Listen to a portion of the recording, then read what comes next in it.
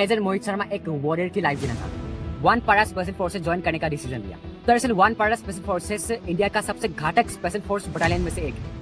Indian army ने समझा कि अगर इन टेररिस्ट के नेटवर्क को तोड़ना है तो बाहर से अटैक करने के बजाय अंदर घुसकर उनकी प्लानिंग को समझनी पड़ेगी, और यहीं पे मेजर मोहित शर्मा जैसे ऑफिसर की जरूरत पड़ेगी।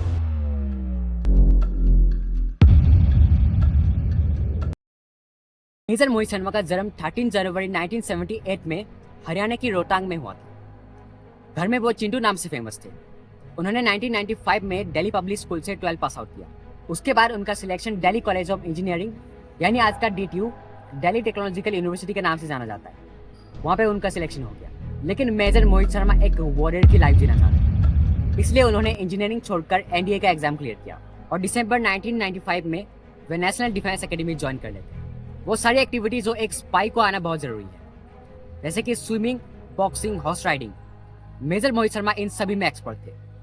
इसके बाद उन्होंने जून 2003 में वन पारा स्पेशल फोर्सेस ज्वाइन करने का डिसीजन लिया। दरअसल वन पारा स्पेशल फोर्सेस इंडिया की सबसे घातक बटालियन में से एक है। इनका प्रोबेशन पीरियड 180 दिन तक होता है, यानी कि सोल्जर्स को लगभग 200 दिनों तक एक नरक से होते हुए गुजरना पड़ता है। पारा CF में ज्वाइन करने के लिए उनको एक एक्सट्रीमली टफ प्रोबेशन पीरियड से गुजरना पड़ा। इस दौरान सोल्जर्स को फिजिकल स्ट्रेंथ, मेंटल टफनेस और सर्वाइवल स्किल्स की हद तक टेस्ट किया जाता है। बहुत से लोग इस फेज में ड्रॉप आउट हो जाते हैं, लेकिन मेजर मोहित शर्मा ने इसको सक्सेसफुली कंप्लीट किया। इसके बाद उन्हें जंगल वॉरफेयर, काउंटर टेररिज्म, डिस्गस्ट और लोकल लैंग्वेज सिखाने जैसी ट्रेनिंग दिए गए। ये ट्रेनिंग सोल्जर्स को तब दिया जाता है जब उसे दुश्मनों के बीच रहकर काम करना पड़ता है।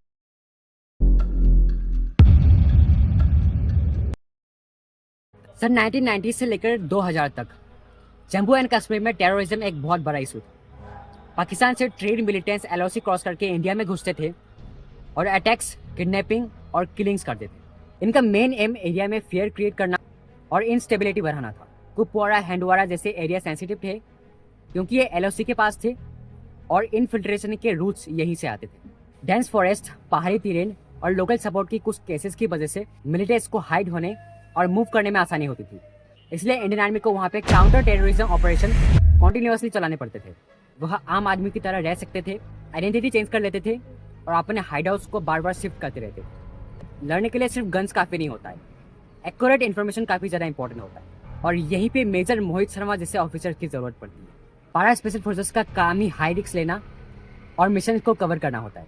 मोहित शर्मा को कश्मीर इसलिए भेजा गया था क्योंकि उनकी ट्रेनिंग और पर्सनैलिटी दोनों ही इस मिशन के लिए बिल्कुल परफेक्ट था। इंडियन आर्मी ने समझा कि अगर इन टेररिस्ट के नेटवर्क को तोड़ना है तो बाहर से अटैक करने के बजाय अंदर घुसकर उनकी प्लानिंग को समझनी पड़ेगी, और इसी स्ट्रेटेजी के अंदर उन्होंने अंडरकवर का काम किया। इमरान नाम की एक फेक आइडेंटिटी बनाई और मिलिटेंट्स की ग्रुप की कांटेक्ट में आए। धीरे धीरे उन्होंने उनका ट्रस्ट जीता, लेकिन ये काम दिनों का नहीं बल्कि काफ़ी टाइम और पेशेंस का होता है। उन्होंने उनके routes, weapon supply, meeting points और फ्यूचर प्लान जैसे क्रिटिकल इनपुट्स को इंडियन आर्मी तक पहुंचाया। इन्हीं इनपुट की वजह से इंडियन आर्मी ने कई सक्सेसफुल ऑपरेशन किए और कई मिलिटेंट्स को न्यूट्रलाइज किया।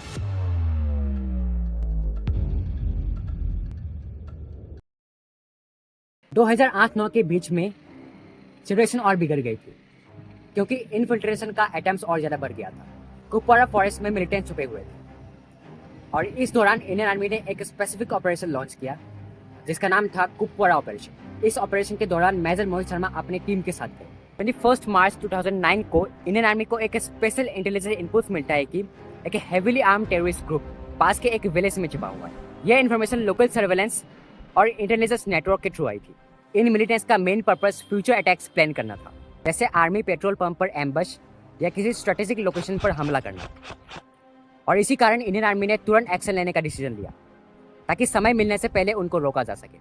इंडियन आर्मी ने एक सिचुएशन को एक प्लान काउंटर टेरर ऑपरेशन के थ्रू हैंडल किया। सबसे पहले पूरे एरिया को चारों तरफ से घेर लिया गया ताकि मिलिटेंट्स भाग ना सके।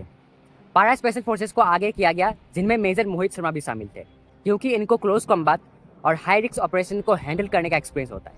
जैसे ही ऑपरेशन स्टार्ट हुआ, मिलिटेंट्स ने अपनी पोजीशन एक्सपोज होने पर फायरिंग स्टार्ट कर दी। यहाँ सिचुएशन एक इंटेंस इनकाउंटर में बदल गई। आर्मी ने सिस्टमेटिकली आगे बढ़ते हुए कवर लेकर मिलिटेंट्स को आइसोलेटेड करने की कोशिश की। जब कुछ सोल्जर्स इंजर्ड हो गए, तब मेजर मोहित शर्मा ने सबसे बड़ा डिसीजन लेने का फैसला किया। वे खुद ओपन फायर में चले गए और अपने साथियों को सेफ जगह पहुंचाया। इसके बाद उन्होंने एग्रेसिव अप्रोच ली ताकि मिलिटेंट्स को डिफेंसिव मोड में डाला जा सके। उन्होंने क्लोज रेंज कॉम्बैट में डायरेक्टली उनका सामना किया और मिलिटेंट्स को न्यूट्रलाइज करने में एक बहुत ही ज़्यादा इंपॉर्टेंट रोल निभाया। खुद गंभीर रूप से घायल होने के बाद भी उन्होंने ऑपरेशन को जारी रखा। उनका सारा फोकस मिशन और अपने साथियों की सेफ्टी पर था। आखिरी पल तक वो दुश्मनों का सामना करते रहे, अपनी जिम्मेदारी और देश के प्रति कर्तव्य को निभाते रहे। ये मिशन किसी पर्सनल रिवेंज या इमोशन की वजह से नहीं था, बल्कि उनकी ड्यूटी थी। बल्कि ये पूरा नेशनल ड्यूटी, स्ट्रेटेजी और टीम वर्क का हिस्सा था, और इस ड्यूटी के उन्होंने हाईएस्ट लेवल पर निभाया। इस एक्स्ट्रा ऑर्डिनरी ब्रेवरी के कारण शहीद होने के बाद उन्हें अशोक चक्र अवार्ड से सम्मानित किया गया। एक ऐसा सम्मान है जो किसी किसी को ही मिलता है, और कोई कोई ऐसा जज्बा रखता है जो अपने परिवार वालों को ऐसा सम्मान दे सकता है। तो आज के लिए बस इतना ही। मिलते हैं अगली वीडियो में। तब तक के लिए जय हिंद, जय भारत।